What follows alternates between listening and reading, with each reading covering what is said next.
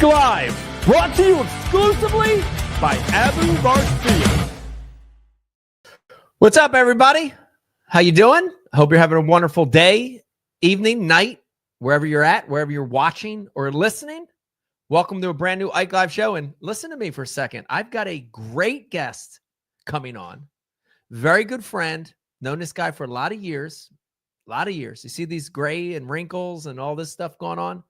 I didn't have that when we met each other a long, long time ago. Joining us in just a minute, the one and only Ish Monroe. We're going to catch up with Ish, see what he's up to, see what's going on in his life. Before we get into the show, I know what you're thinking right now. You're looking around here and you're saying, man, where are you at? You see this paneling, this wood paneling on the back. I got a barracuda over my face here. We are back in the new studio, and I'm sitting at the production desk here. We had a little water issue in the old Ike Live studio. So it's one of the coldest winters on record here in southern New Jersey. And we had a little pipe burst issue. And because of that, we had some equipment loss in the old studio. So I kind of like this. I think we got to get a few little things worked out here with some stuff. But I like this new spot. I like the mic. I like the acoustics in this space. So don't be worried, guys. Same old show, just kind of a new background here. Let me remind you that Abu Garcia is the presenting sponsor of Ike Live. Abu Garcia, of course, the maker of great rods and reels, including the Ike Series 3.0, available right now. Also brought to you by Tackle Warehouse. Guys, you might be noticing this fly new hat I'm wearing tonight. Pretty dope. It has the new updated Tackle Warehouse logo on that. Look at that. It's subtle. It's a very subtle modification, but I like it. Gives it a little modern look. Head on over to Tackle Warehouse to get all your tackle needs, including the Ike Series 3.0 rods and reels. They're available over there. Last but not least, the show is brought to you by the Ike Foundation. If you want to help get kids fishing, new kids fishing, head over to ikefoundation.org. I did want to say real quick, we had our scholarship dinner on Friday. Friday just passed, and it was awesome. About 250 people in attendance. We broke the $100,000 mark for scholarships, for getting money for scholarships over the last 4 or 5 years. So thank you to everyone that attended. Thank you to the sponsors. Thank you to everyone that donated gift baskets. Really, really, really, really appreciate that, and very humbled by all the support over the years for that. So thank you, everybody that came out to the Ike Foundation Scholarship Banquet. It was a good time. We had a band. It was grand. All right, enough of the small talk. We're going to get him on right now. Hopefully everything's working. Joining us now on Ike Live Show, the one and only Ish Monroe. Ish! What's going on? How you doing? Good. How you doing? Good. I want to let everybody know, right before we came on, I was a little disgruntled because I can't hear you through the headphones. I can hear you through the audio of the TV, but it's very light. And I was a little disgruntled because, man, my hearing sucks, Ish. And I directly pinpoint that problem to fishing.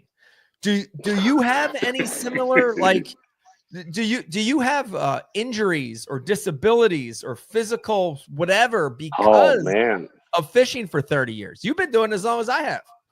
Back, my knees, all that fun stuff. As we get older, it's, I turned the big 5-0 this year or last year. Yes. Yes. Damn it, man. So, yeah, we are now the old guys on tour and no longer the grizzled veterans. Isn't that strange? It's a little strange. Like the thing that I'm weirded out by is it feels like yesterday to me that you and I were traveling together. We were relatively new at that time. And dude, people had the hate out for us because we're listening to hip hop. We're dressed a little different. Ish, you got Yes. your hat on funny. You're wearing this funny. They didn't like that. They didn't like Yep. what I was doing. They didn't like Baggy jeans. They didn't. Yeah. They didn't like your breakdancing on the bow of a bass boat. They didn't. Yeah. Yeah. But now, I mean, that seems like not that long ago, but it was a really long time ago. And now the youngsters are getting hated on because they're all scoping. Well, no, the new term, and I did not come up with this, is chicken tenders. That's the new Chicken term. tenders. Chicken. They eat chicken tenders and they drink their juice boxes and they play video games. And I did not come up with that. So I'm not taking any claim to fame on the new version of the Bass Pros called chicken tenders. Yeah. I think that's going to catch on too. It might. But I say that like not to defend the young guys, because I think everyone has to go through trials and tribulations. And Yes, you know, I say that because I think in every era, like we've got this new era, and when that era are doing what we're doing, talking and reminiscing, there'll be another era, and they'll be hating on them for something else. exactly. Yes, 100%. Yeah, it's always something. 100%.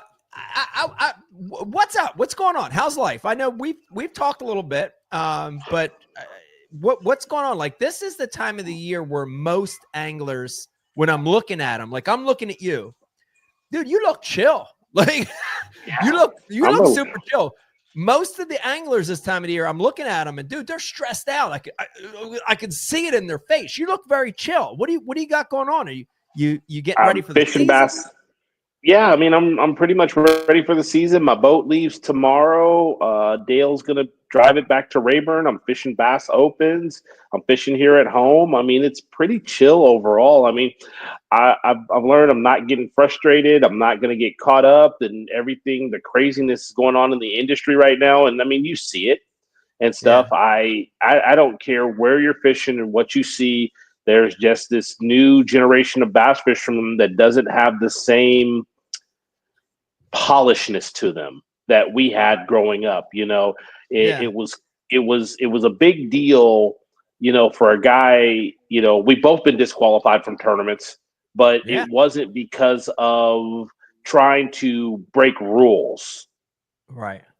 Like, we weren't out there getting information. We weren't out there getting waypoints. We weren't out there doing anything like that because we cared about the sport. We loved the sport. And to us, cheating in the sport or lying in the sport wasn't a thought process.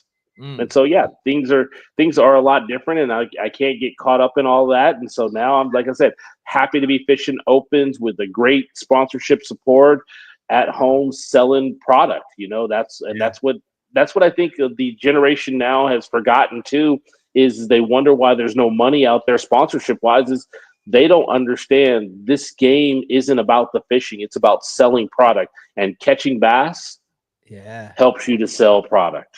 Yeah. I agree with that, Ish. I think that's the biggest statement in this show. I'm going to predict that's the biggest true statement in this show is what you just said.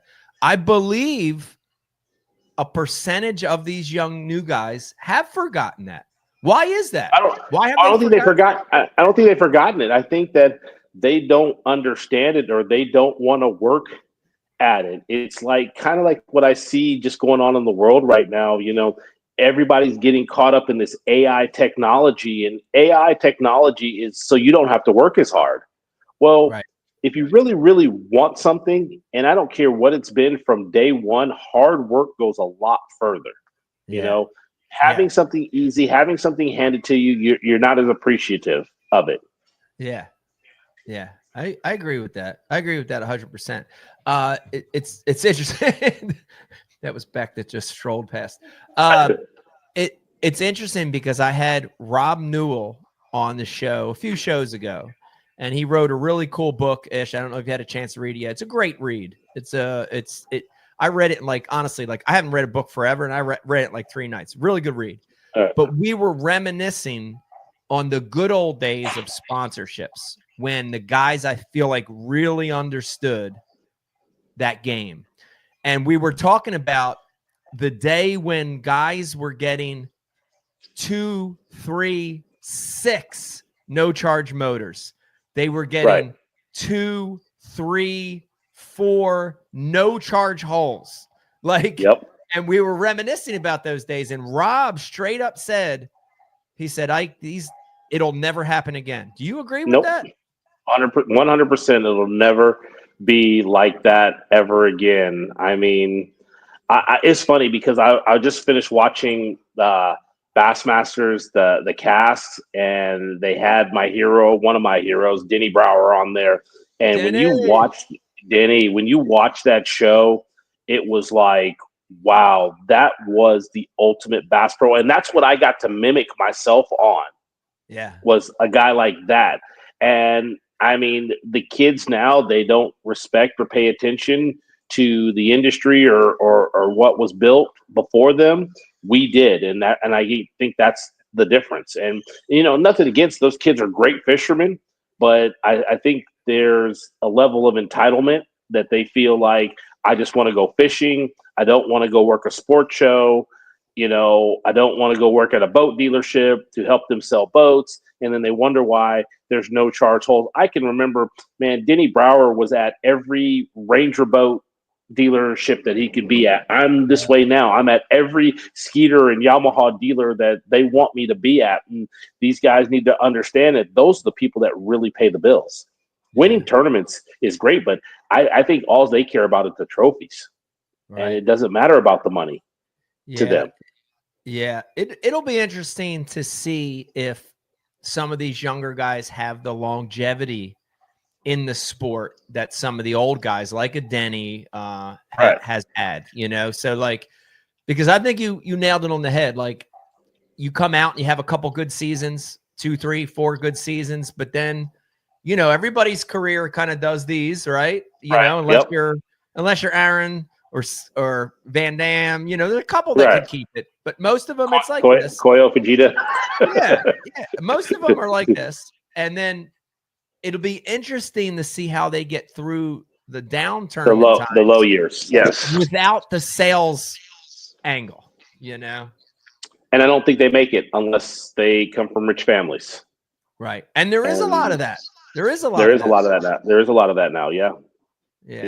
But I would tell these kids, there's a lot of these kids that are dropping out of college to become bass pros. And I'm telling them, man, get that education, because that education is basically priceless. Right. In a lot of ways, right? It's priceless if you want to pursue this career, but it's also priceless if the reality is, if it doesn't work or it hits a brick wall in 4 or 5 years, it's nice to have something else too, Right. Yeah. What are you doing with the opens? What are you fishing? You fishing 2 series, 1 series? What do you got? Just one series right up the middle, because what that 1 series allows me to do is it does allow me to be here at home and focus on selling a bunch of product and fishing a bunch of tournaments here regionally. I think the regional game is coming back. We have a great regional circuit now called BAM. They have a Pro-Am division and what's called a Super 60 division, and the payout's really good and a lot of exposure. And, I come at home and I win a tournament on the Delta, or I win a tournament on Clear Lake, that sells a whole lot of product. And then I can be at, a boat dealership. Hey, this guy wants to go on a test drive on a brand new Skeeter boat. Let's go for a ride. And then that guy ends up buying that boat. That's more valuable than fishing 2 divisions of the opens, because now all we have to do is fish 1 division, finish in the top 50. Because even if I finish in the top 50 in both divisions, it really doesn't matter the same. Right. And so all they need to do is finish in the top 50 in 1 division, then fish the last 3 tournaments, qualify for the Elite Series, and then we put the crew back together again. And oh boy, I'd like to see that happen. Happen. I honestly, Ish, my retirement is hinging. I'm waiting to get. I have to have the old crew back together at least once. One year back. Yeah. Well, hey, you know what John's doing? John's going to fish those last 3 open events, And Is so he? he's like, Nice. yeah, he is. So maybe you want to slide on down to old Champlain, Maybe. Maybe. That might be fun. I might make Yes. And that. you like Yeah. and you like Champlain in the fall. I do like Champlain in the fall. I definitely like it. Yeah. Well, I used to like it before scoping came out. But Before forward facing sonar. It's not called scope. Forward right, facing forward-facing sonar. sonar. Right. Active target. Right, active target. Right. The opens, I actually like the change with the 4 and 4, or is it 3 and 3 and 4? What is it again? It's 4 and 3. 4 and then qualify for the last 3. I like that. Yeah. I think that was a good move, but yes, it was. But honestly, Ish, I'm cherry picking one. I'm going to fish the Upper Chesapeake Bay, so I'm cherry picking one. And I got to tell you this, and this is just the truth. And I'm not the smartest guy out there, you know that. I'm probably middle of the road smart. Actually, probably below middle of the road smart. I tried to read through the open rules the other day. I am so fucking confused. Yes. So as of right now, what the hell is going on with the rules? You cannot receive any information, but you're also not hindered from talking to your buddies about the place that you're fishing. But you can't get information for where you're at or at that lake at that time of year or that place at that time of year. But hey, if Pete just happens to end up going to the Upper Bay and catching them on a chatterbait, and you guys talked about it, then that's it. But you can't go, hey, Pete, what do I need to do this month, this time on the Upper Bay? That's what you can't do. Huh. Well, that leaves a lot of gray area. Huh. That's a lot of gray. Very gray. That's a lot of gray. Yes, and they're still working on that. Yes. Huh. I like just no information all the way around, straight up, schedules announced, no info, period. Take the polygraph. You got no info. You didn't talk about the lake with anybody. Boom. Easy breezy. Gotcha. Okay. All right. That's a good take on it. Now, I have to ask you this. Becky and I, we did an Ike Live at the bar, and we brought this up during that show. But I want to bring it up again with you now that I've got another pro angler on the phone here. What do you think about the no-co's? I mean, obviously there's some pros and cons. Where do you stand on no co-anglers for 2025 in the opens? My personal opinion, I'm not for it. I didn't mind the co-anglers. For me, there was a couple things about the co-anglers that I really liked. One, those were potential A, boat buyers, B, tackle buyers, C, fans, and that left basically some accountability. You know, you draw a guy that you never fished with before. You couldn't necessarily live in the gray in the rules like a lot of people are doing nowadays. And that's where I kind of wish we still had the co-anglers.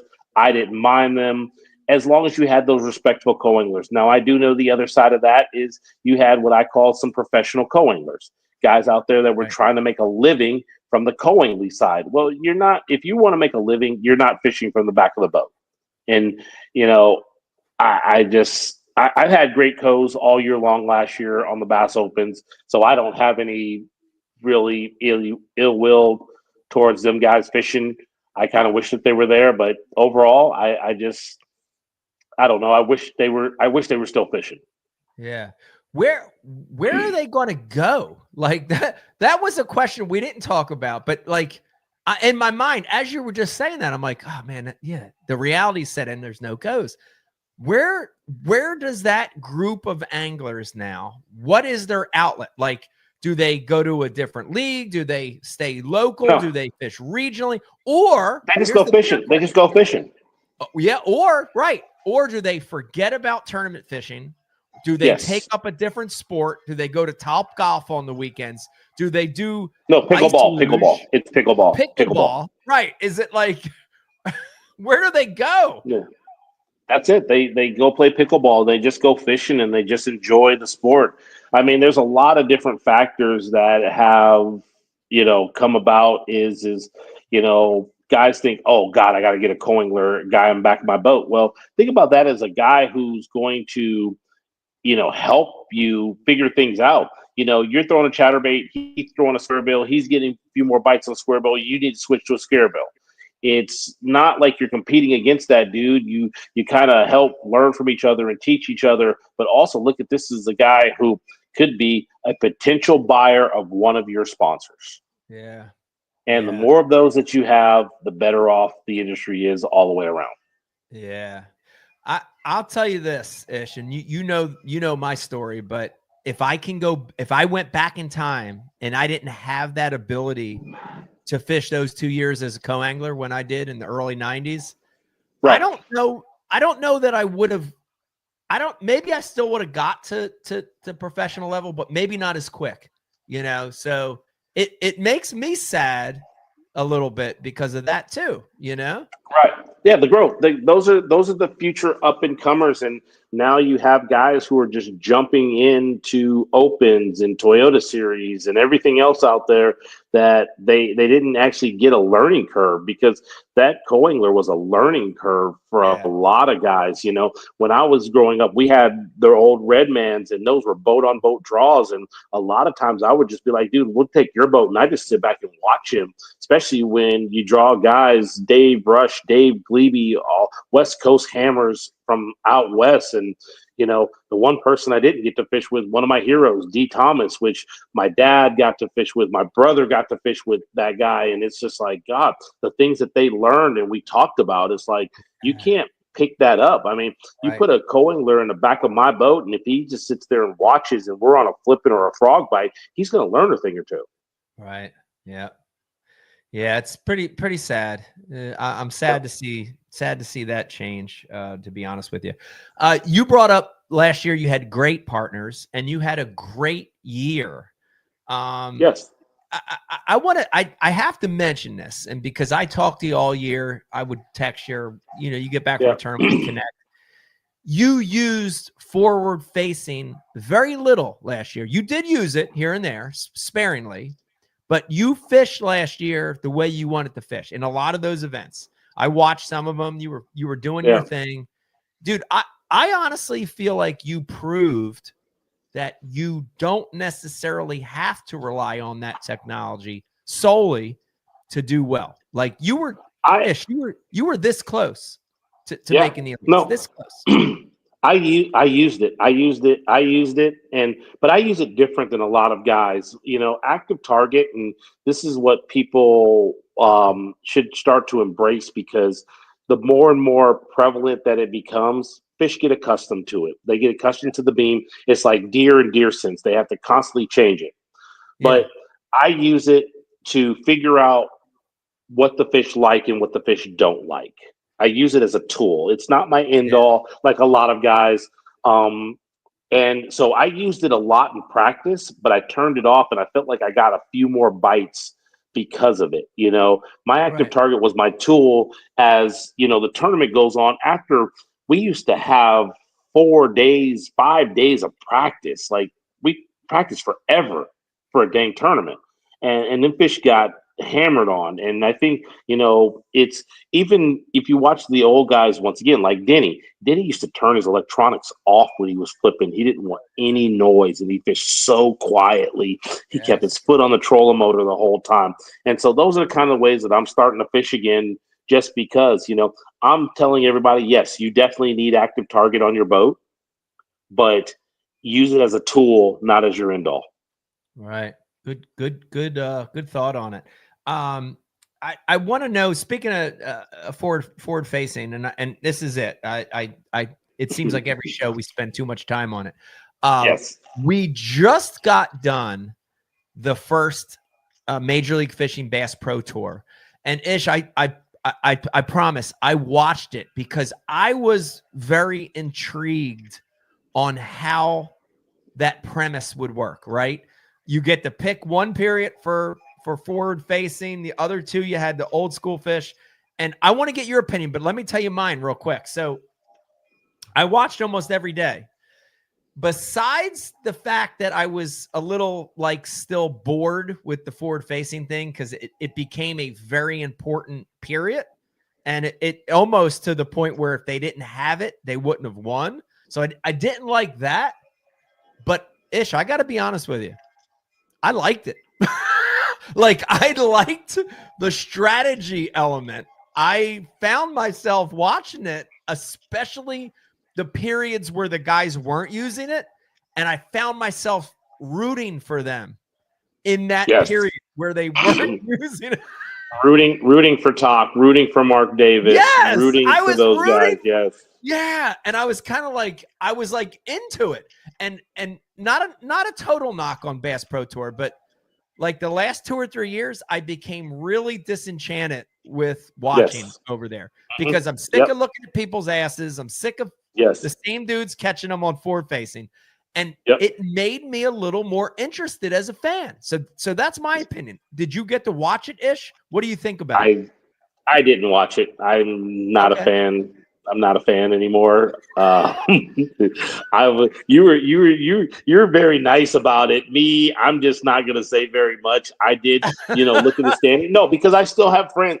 I still have friends that are fishing and watching Brent Ayler and watching Rojas and them guys catch them still, knowing how they fish and how they kind of fish like I do. They mix it up both and stuff and.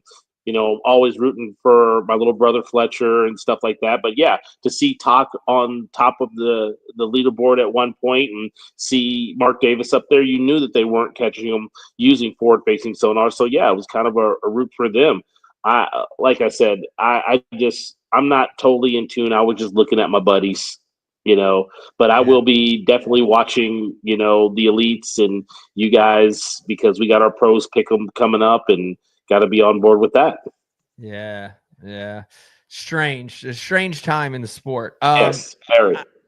I do want to mention this. I just said that, like you watch the forward facing guys and it becomes a little boring or whatever. But Ish, the biggest comment I've had in the last couple years from I'm really, really tight, like you are. I'm still really tight with grassroots guys here in Jersey, South Jersey club bangers. Dude, I love these guys. They're like my brothers, right?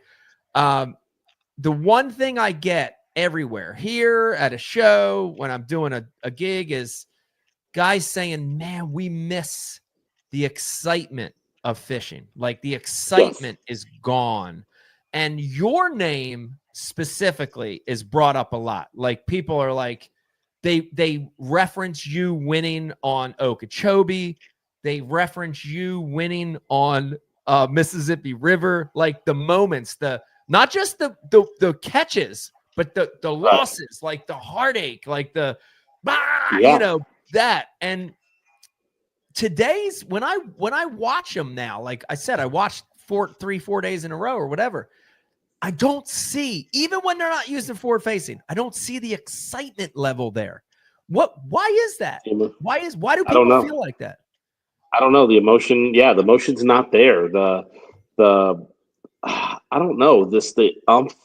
Like I said, watching the cast had me so like reminiscing the old days of how we grew up and watching and even listening to Hackney talk about who doesn't want to see a guy freaking set the hook flipping bushes with 25-pound fluoro or 25-pound mono, like, and a half-ounce jig. Like that hook set is bone jarring, and to watch a freaking 5 or 7 pounder come right up out of the water right then and there, like you have to get excited about that. Now it's like, oh, here he comes, he's gonna eat it. Oh, he ate the bait. Let me wind him in on my egg beater, And not to knock spinning rods, they catch fish, but it's dude that flipping stick and that frog rod to me is that sound of braid when it's going through the guides. It's super exciting. Yeah. I separate these shows. Like we have the Bass University and that's all about instruction. And I try to always keep that separation, but especially now that you just mentioned that, I would feel really bad if I didn't ask you at least one frog question. Okay. I feel really bad. Real bad. I feel really bad. And I want to ask you one that I know the answer to because I got to watch it. I honestly, I'm gonna give you props here. Everything I've learned about frog fishing that has any value, I've learned from you. So you were a I good appreciate teacher. that. You were a good teacher for me. But I remember before we started traveling, dude, I picked all the wrong tackle, meaning rod, reel. It was all wrong. Like the rod I fished was literally extra heavy. Like you could have like played pool with it. Like Right. the reel was the wrong ratio. Like I was doing everything wrong. For guys watching, what is the right rod and reel? And I want you to focus on the rod, because I think the rod that you use, like that action, I've tried to, like, that's what I use now because I've watched how important that was for you. Talk about the rod and reel, but especially the rod. The rod, Ish Monroe Tattoo Elite Series Frog Rod by Daiwa. Talk about That's the action. Yeah. Talk about the action. That is the I'm rod. like, But talk about the action. So it actually is an extra heavy rod, but it has a medium heavy tip to it, and Heavy tip. that tip is a little softer than what you would want for, a lot of people think about, but that tip action allows you to set the hook on the frog and work the frog properly. And when that fish eats it, you don't pull that frog right out of its mouth. He actually can clamp down on it a little harder, and then all of a sudden, all he's getting is hook. Gear ratio on the reel, super important. Nothing more than 7:3 to 1. A lot of guys go, "Oh, I use it 8-to-1." Well, that 8-to-1, when you hook a 5-pound bass and 5 pounds of grass, you're not going to be able to turn the handle because there's too much torque. It's kind of like trying to ride a 10-speed up the hill. You want to ride a mountain bike in a lower gear to get up the hill, but you still need some speed to be able to work the frog and get a hook set in it. So 7:3 to 1 is the only way to go. Minimum 50-pound braided line and up to 65. You don't really need 80. I catch giant tuna on 80-pound, so you don't really need 80, but 50. And it's not for the line size itself, but it's for the hook set. Because if you snap 40-pound in your hands, you can break it. You snap 30-pound in your hands, you can break it. And so you're using that 50 and 65 for the hook set, shock absorption, and also that the braid floats on top. So the frog actually works properly, but not being dragged down by fluorocarbon where the nose will dig in the water. And then having the right frog, it's just Fat Matt Daddy Frog from River to Sea is probably the best frog. I built the frog around a hook. I built a hook and then we built a frog around it. And so you've got the perfect frog at the top of the bait so they don't hang up, but then it also penetrates the fish when he eats the frog. Yeah. It's a really, really good frog. And real quick, rod length ish. Rod length. What's the right length? Rod length anywhere from 7.2 to I would say 7.9, depending on how like my favorite is 7.4. I feel 7.4 is the perfect action for skipping. I have a 7.9 when I need to make really long casts if you're fishing mats or big mats that used to be, on the upper bay and places like that. But 7.4, you're pretty much on a basis. Yeah, I like that length a lot. That's my favorite length.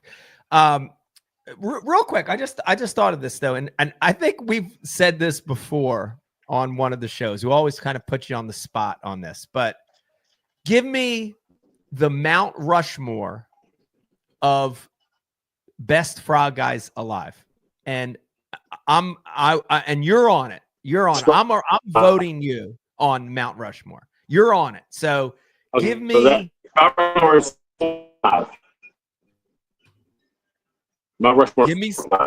Give me like 3 other guys that are Mount Rushmore frog fishermen. Okay, well, first is the guy himself, and Alfred's still alive. So Alfred is on that list. His number. We lost you, Ish. Hold on. All right, so we're gonna get Ish back here hopefully in a second. But the question was, if you're watching, who would be on your Mount Rushmore of frog fishing? I would say, here's mine until we can get Ish back on here.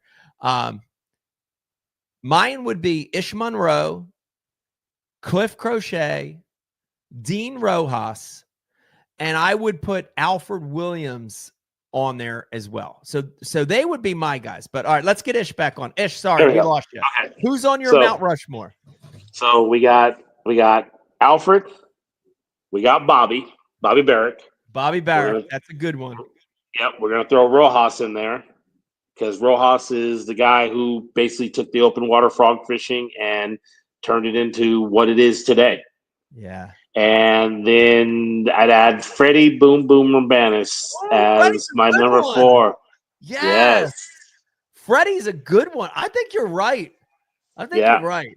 Casey Baby's got to get it. Casey Baby's got to get a W first before he gets on the Mount Rushmore. He got to get that W first. Yeah, but my mama said he's the best frog fisherman alive. Yeah.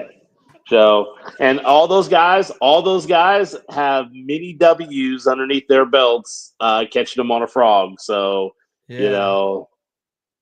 Yeah, I would agree. I'm glad you said some of those names because Bobby skipped my mind and Freddie did, but Freddie definitely should be on there. I agree with that. Oh, and also you got to remember he's the one who designed the perfect frog. I mean, Bobby's perfect frog is the deal. So you got to give Bobby his credit where it's due. And like I said, Alfred's the godfather. He pretty much started it all. I mean, he's the guy that anytime that you were watching Bassmasters, he was throwing a frog. That was the guy. Yeah. It was so cool, Ish. I got to meet him for the first time in person at the Hall of Fame this year. And he's the nicest, most humble guy you'd ever meet in the world, dude. He didn't go postal on you?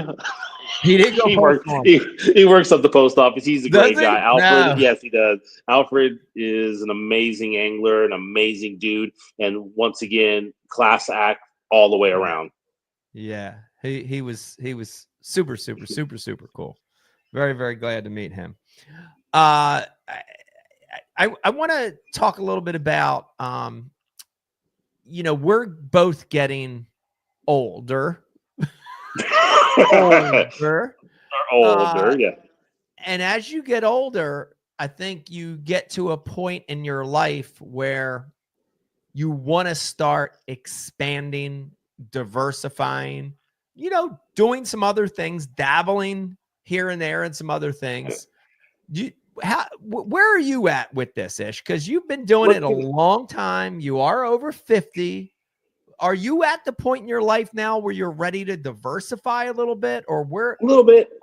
I mean, there's a lot of things that I'm thinking about. There's boat dealership opportunities out there. There's tackle opportunities. There's kids fishing opportunities. There's coaching opportunities now, which that's the kind of the cool thing is some of these colleges are paying coaches. And there's a legitimate lifestyle there too. Still always wanting to fish tournaments, still always wanting to compete. We still have that edge on us, but like I say, diversifying there's a lot of different opportunities out there.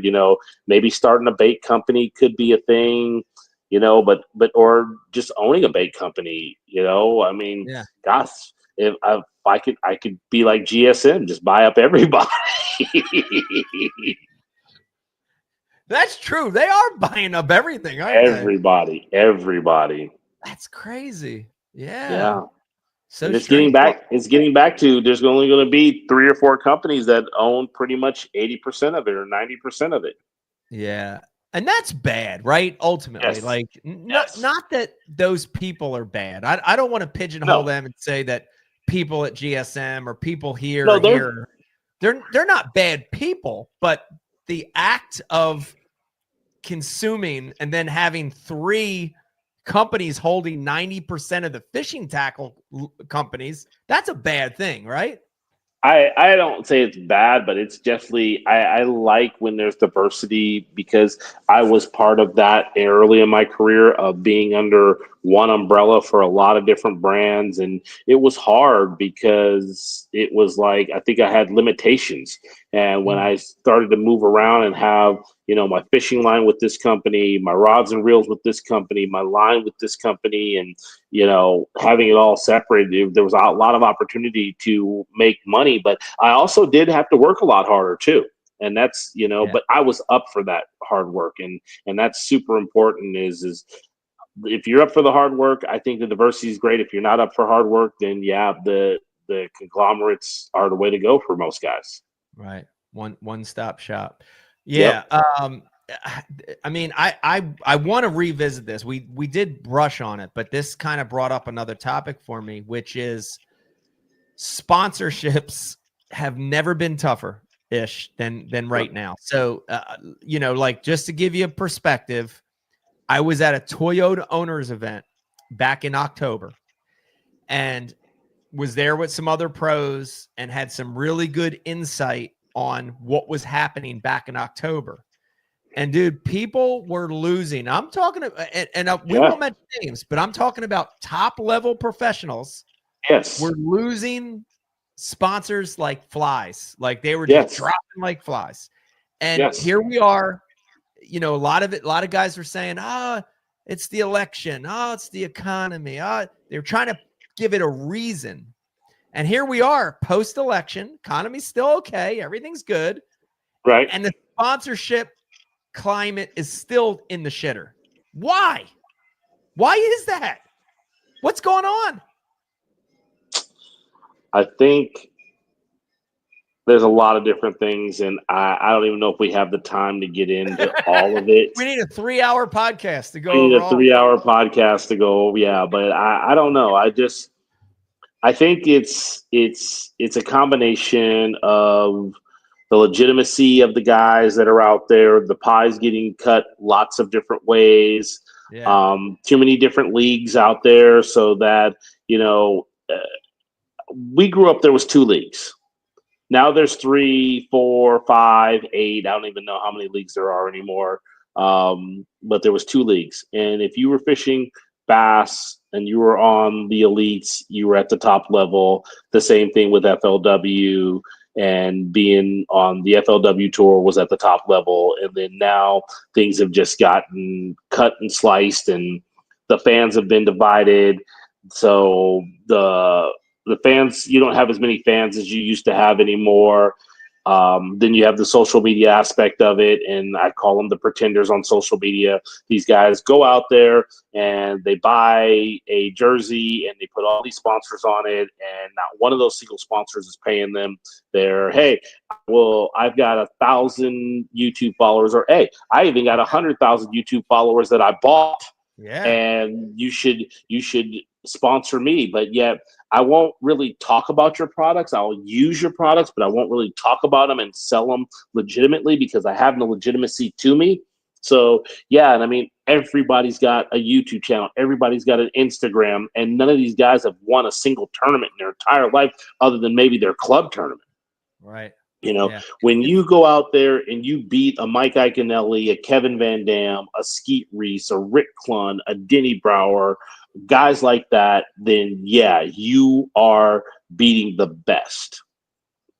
Yeah. But when you go out there and, oh, well, I won my club derby this weekend and posted all over Instagram and showing a trophy for a $500 check you got in a club tournament when you paid a $500 entry fee, that doesn't count as, you know, legitimacy. And right. So I think that's part of the problem with the sponsorships is, you know, there, and then you're just getting a lot of marketing people in positions that necessarily. I remember when I first got into it, every person in marketing embraced the sport. They knew everything about every single angler that was there. And now, you know, you get some of these marketing people and you tell them about, you know, it's like, who's Kevin Van Dam? Like, whoa, what do you mean you don't know?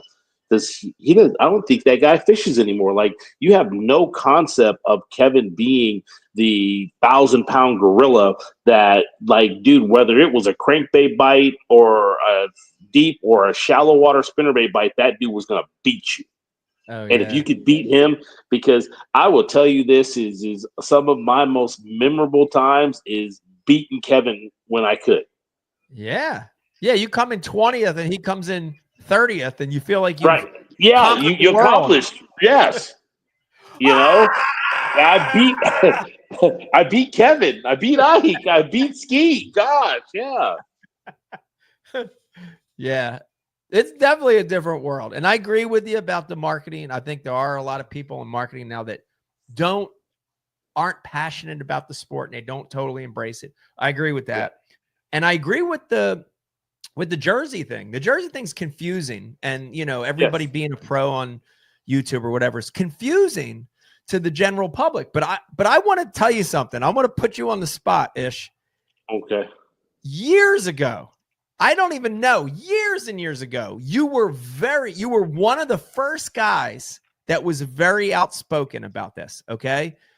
Okay. You came on our podcast, other podcasts, and you're like, what the hell's going on with all these posers, all these jerseys? I remember how vocal you were.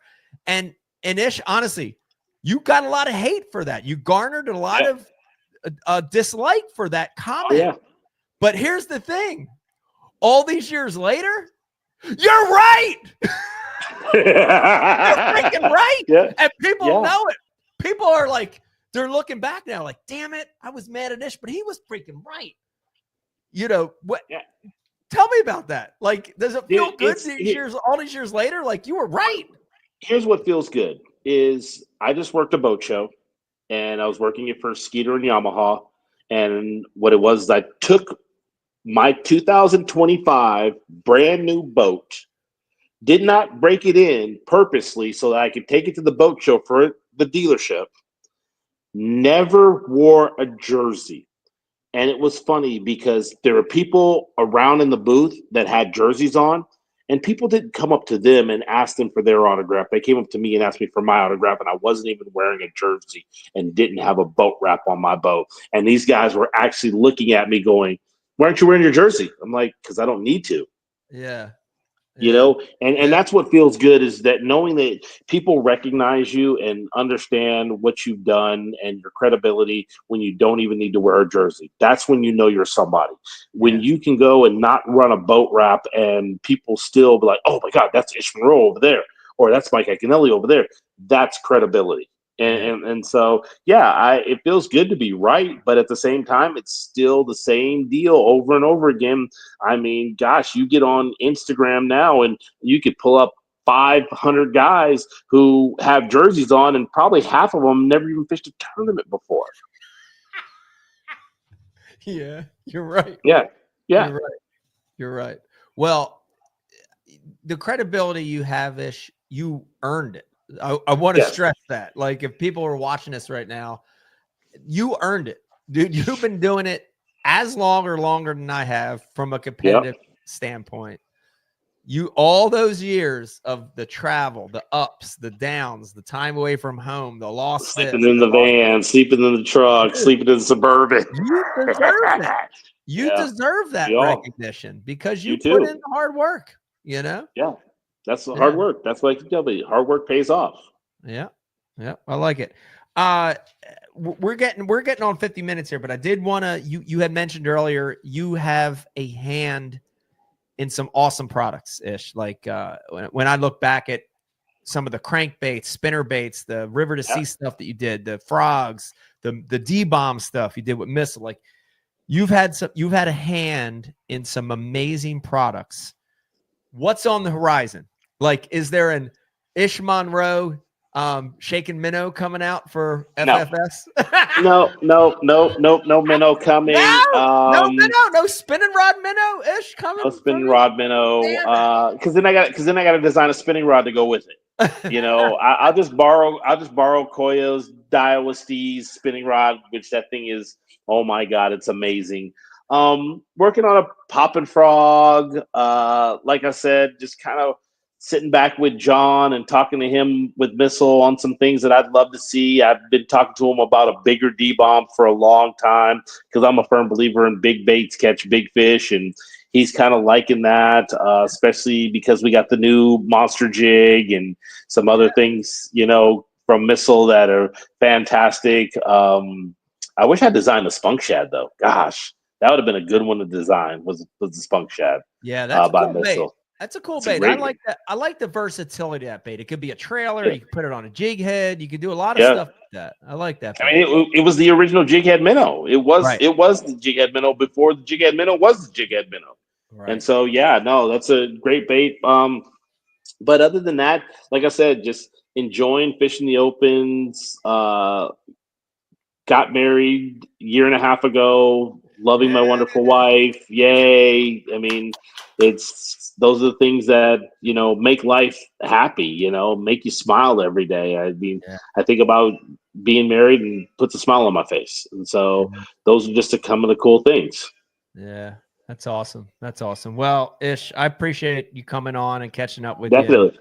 It was fun to talk about some of that stuff, and I wish you a lot of luck in the opens. I hope you appreciate that, dude. You were so close. I hope you go over the edge. From a selfish standpoint, for me, I hope you do it. putting the crew back together. Yeah, put the crew back together. Yes. Yeah, and also from a selfish standpoint, I hope that some of that diversification stuff that you're talking about, hope some of that falls into place. I think you would be really, Ish, you would be really, really good at some of that stuff. I know you would. Yeah. So I hope that happens for you, and wish you the best this year. And you too. Good luck on the Elite Series. Get a win or two before retirement. You know how it is. Go out with a bang. Oh yeah, I'd love to. I mean, that's the ultimate goal. The ultimate goal is to win a big one before you're all said and done. But like you, I'm very competitive, so it's going to be hard to just walk away. So we'll see what happens. We'll see what happens. All right. Ish, thank you for coming on the show. No problem. Anytime. All right. We'll see you. Take it easy, Ish. Later. Bye. All right, guys. There you have it. Man, that was a good one. Ish Monroe carving a little bit of time out for us. He's, of course, over there on the West Coast. So it's pretty late here. It's probably pretty early over there. But some great insight on the sport. Some great insight on the changes that are going on. And really do wish him a lot of luck. I would love to see him go out and make that elite cut and be back on the Bassmaster Tour. Guys, I hope you like these podcasts that we do. We've been doing these Ike Live shows for 10 years. Can't believe it's been 10 years. 10 years of doing the show. And I have a lot of fun. So I hope you're enjoying them too. I hope you're entertained. I hope you learn a little bit. Please, if you're watching this and you have a comment or a question, or if there's a guest or a topic that you want to hear about, please leave that in the comments below. And most of these outlets for the podcast, we have a comment section. Please leave the comments. We would love to hear from you about what you want to see and hear. Want to remind you that this show is presented by Abu Garcia, the maker of amazing rods and reels. Go over to abugarcia.com or any retailer and check out the brand new Ike Series 3.0 rods and reels. We got like 16 rods. We got a bunch of different models of reels, different ratios, left, right, spinning. Go check them out. It's pretty awesome, and they're out now. Also brought to you by Tackle Warehouse. Check out that new logo. It's awesome. Tackle Warehouse for all your tackle needs. Go to tacklewarehouse.com. And last but not least, the Ike Foundation. With all the doom and gloom of where the sport is at today, we have an obligation to keep the sport going. And if you want to help get kids fishing, if you want to help get new kids involved in the outdoors and fishing, please go check us out. Go over to the ikefoundation.org. There's so many ways you can get involved and help get some new kids fishing. So there you have it, guys. I hope you liked this show.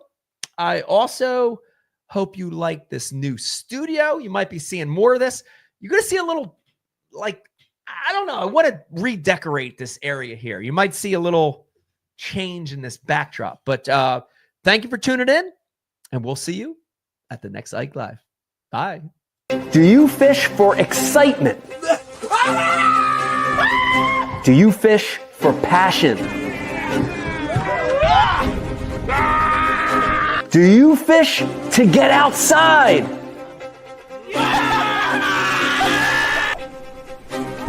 Or do you fish to win? Abu Garcia for life.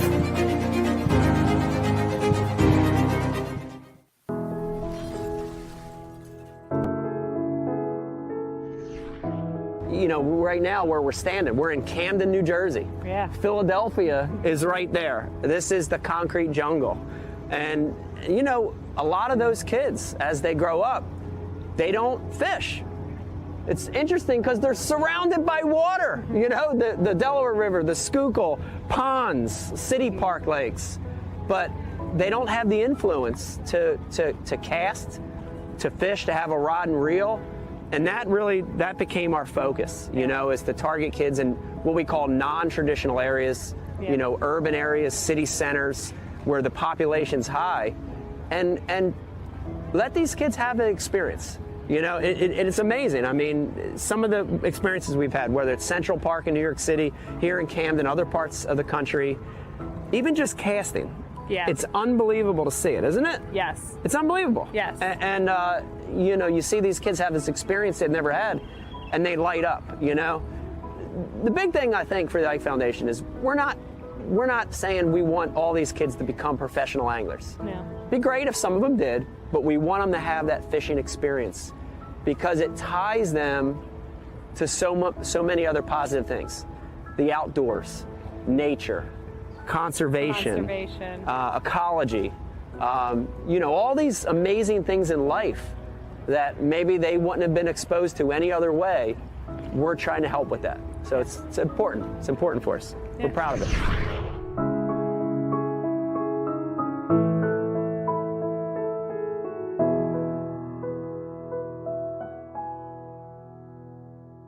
I subscribe to Bass U TV, and so should you. Great place to learn about anything you want to know about bass fishing. You get it at Bass U. We got the best of the best. I'm not just an instructor, I'm a subscriber. I'm John Cruz, and I am a subscriber. You can always learn, and watching Bass U is definitely helps with that.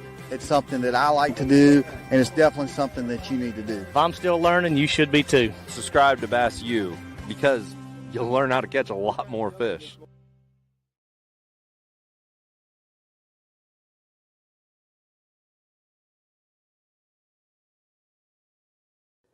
Ike Live, brought to you exclusively by Abu Garcia.